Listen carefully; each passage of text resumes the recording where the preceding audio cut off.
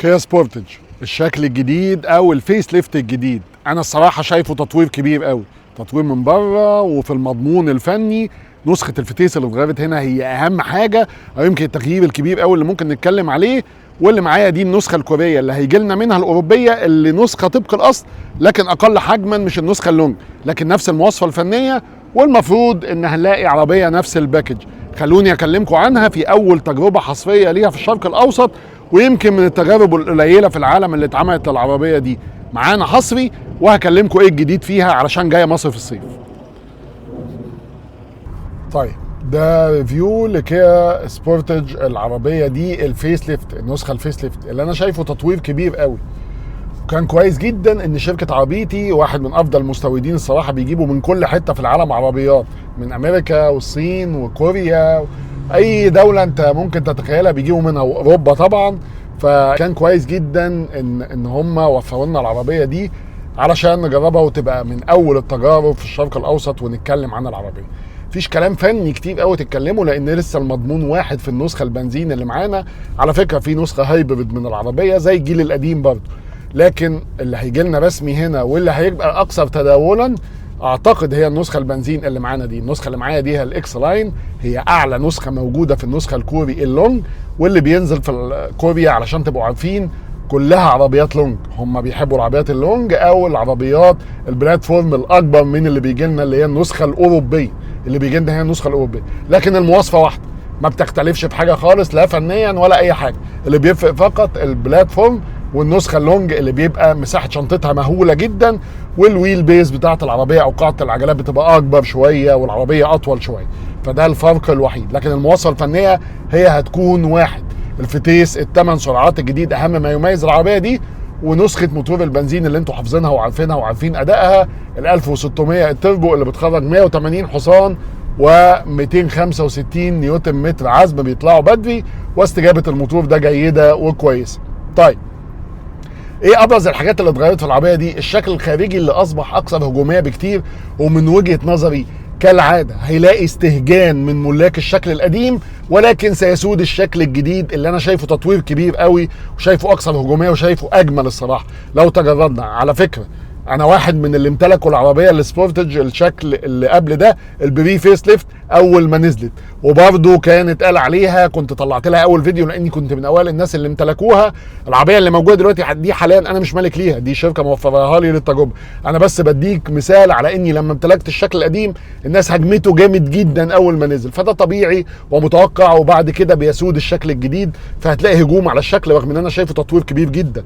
شكل العدسات المصطفى، الاربع عدسات فوق بعض، الشكل الصايع جدا ده، والدي ان ايه الجديد بتاع والهويه الجديده بتاع الكيا اللي بقت في كل عربياتها، حتى الكي 8 كنا شفناها مؤخرا. فيعني عامل للعربيه شكل هجومي جامد جدا، والشبكه الضخمه، وكمان شبكه التهويه الحقيقيه اللي بقت في البصد او في الاكسدام من تحت، والتعديلات اللي بسيطه على الشكل الخلفي، مش قويه قوي زي الشكل الامامي، لكن توجد تعديلات. شكل رسمة الإضاءة في الفوانيس الخلفية اتغير وبقى أكثر كده يعني هدوءا، وبقى إليجنت أكتر، وشالوا الحلية السيلفر الغريبة اللي كانت موجودة في الإكسدام دي، وغيروا شكل العواكس وأماكنها، فالموضوع برضه بقى لطيف. كمان من التعديلات اللي حصلت على الشكل ده إن بقى فيه جنطة 19 في أعلى فئة، واتغير شكل الجنوط، بقى فيه ألوان جديدة للجنوط وتغيير. وزي ما انتم شايفين الجنطة 19 اللي معانا الأسود بالكامل ده، يعني شكله مجرم الصراحه. لو العربيه دي نسخه بلاك اديشن او نسخه كلها سودة كان الموضوع بقى يعني، او الغوامق، اعتقد هيبقى معاها الجنط ده صايع قوي، شكله جميل قوي الصراحه. دي التغييرات الخارجيه، وابرز التغييرات الخارجيه اللي اكلمك عنها. لما نيجي نتكلم عن التغييرات الداخليه، لا، في تغيير كبير جدا الصراحه، تغيير يرقى لان ده يبقى جيل جديد. انا عارف ان هو فيس ليفت، لكن تغيير كبير، تغيير في شكل حتى السوفت وير بتاع العربيه يعني اتغير تماما، وشكل الكيرف ديسبلاي دي ال 12.3 للي جنبك للانفوتينمنت سيستم، و12.3 كمان للعدادات، شكلها حلو جدا جدا جدا، وبقت اكثر سلاسه وافضل استجابه، وبقت كل حاجه مرتبه ومنظمه قدامك، والابل كار بلاي والاندرويد اوتو وايرلس، الموضوع لطيف قوي. ولسه الكنترول بانل زي ما هي اللي بتقدر تعمل وظيفتين، انك تتحكم في تكييف وفي الميديا، لطيفه ومن الجيل القديم لسه زي ما هي موجوده. لكن في تطعيمات خشب بقى للكونسول الوسطي، وفي تغييرات حلوه قوي حصلت على الكونسول الوسطي مع مكان الشحن الوايرلس، ومع كمان اضافه فينجر برينت في العربيه دي. يعني النسخه اللي معايا الاكس لاين دي بقى فيها فينجر برينت زي اخواتها الكبار، علشان تقدر تحط بصمه صباعك لو انت مش عايز حد يدخل على الانفوتينمنت سيستم او على السيستم بتاع العربيه، وتسمح مثلا لجست او حد قاعد جنبك ان هو يا دوب يستخدم حاجات محدوده او ما يدخلش خالص. بقى في فينجر برينت هنا. كمان هتلاقي كل حاجه مرتبه في الكونسول الوسطي، والزراير واضح قوي قدامك كل وظيفه او كل فانكشن انت عايز توصل لها، ايه اللي ممكن تعمله بالظبط. الهيتد والفنتليتد للكراسي، وكمان تسخين للطاره، كل حاجه واضحه هنا قدامك. زرار الستارت انجن مكانه ممتاز جدا، ولسه موجود البكره الشكل بتاع الفتيس الشيفت باي واير، البكره اللي موجوده من الجيل اللي فات.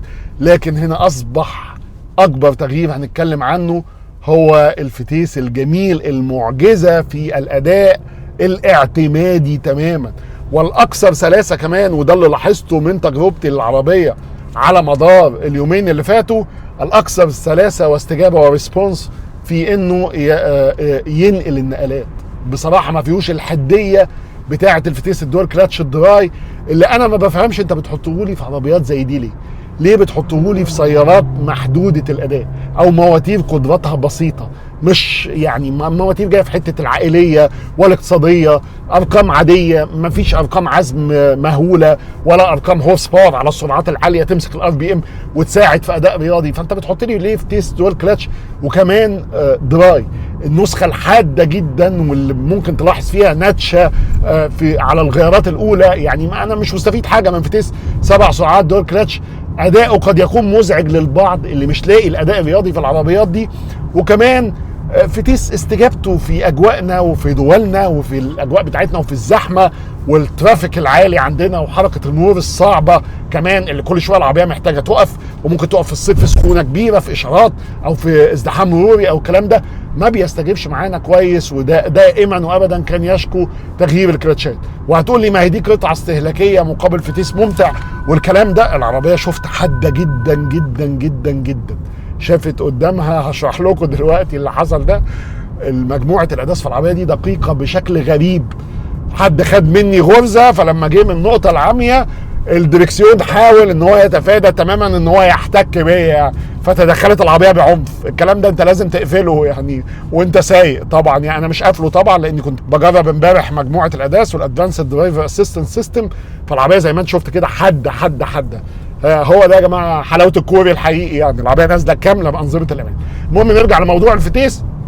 فالفتيس ال8 سرعات هنا اكثر سلاسه جدا، والشيفت ما بين النقلات والداون شيفت يعني العربيه ممتازه.